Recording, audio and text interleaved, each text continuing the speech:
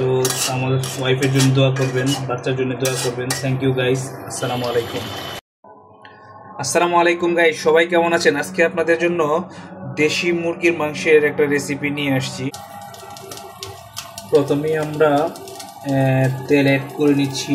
একটা বোনা টাইপের মাংস, এটাতে একটু তেলের পরিমাণটা একটু বেশি দিতে হবে।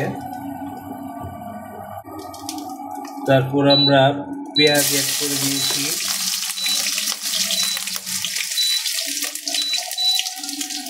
তারপরে অ্যাড করে দিলাম তেজপাতা, একটা কালো এলাচ, দারচিনি, লবঙ্গ। এখানে আমরা আগে থেকে ভেজে রাখা পেঁয়াজ ভাজিটা অ্যাড করেছি, এতে রান্নাটা একটু শর্টকাট, অল্প সময়ে হবে। পরিমাণ মতো লবণ দিয়ে দিব। লবণটা সবাই চেক করে স্বাদ মতো লবণটা অ্যাড করে দেবেন। এখন আমরা অ্যাড করে দিব আদা বাটা এবং রসুন বাটা, মরিচ বাটা। ঝালটা আপনারা যে যেরকম ঝাল পছন্দ করেন ওই রকম দিবেন।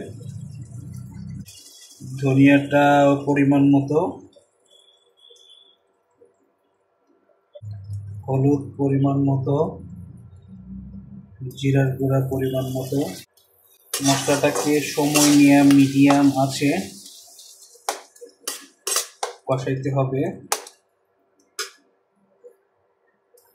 এটা একটা স্পেশাল মশলা, আমরা ইনশাল্লাহ আপনাদেরকে এই মশলার রেসিপিটা দেখাবো। এটা আমরা অ্যাড করে দিলাম। মশলাটা কষানোর পর আমরা অল্প পরিমাণ পানি অ্যাড করে দিব। যখন মশলাটা পানি তেলটা আলাদা হয়ে যাবে তখন আমরা মাংসগুলা অ্যাড করে দিব।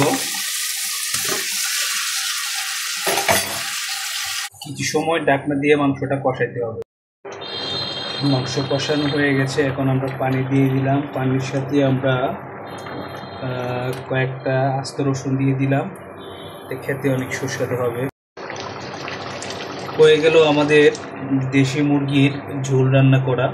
আপনারা চাইলে আর একটু কম ঝোল খেতে পারেন বা বেশি ঝোলও খেতে পারেন।